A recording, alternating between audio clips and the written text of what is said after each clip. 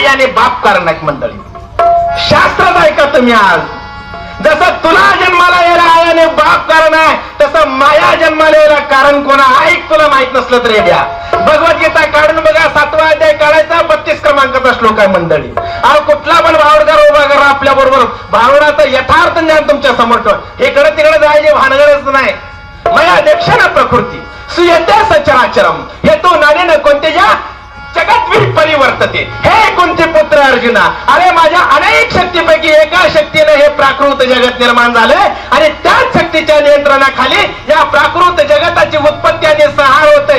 दुसरी ओवी आहे, जो ज्ञानियांचा बापू देखणे यांचे जिटीचा दीपू जया दादू लयाचा संकल्प विश्वरची. अरे जो ज्ञानाचा सागर आहे, जो ज्ञानाचा बाप आहे, त्याच्या दृष्टीने अखंड माया निर्माण झाल्या आणि या मायेचा बाप जो मायापती आहे त्याला ब्रह्म म्हणतात, त्याला परमेश्वर म्हणतात. लक्षात ठेव.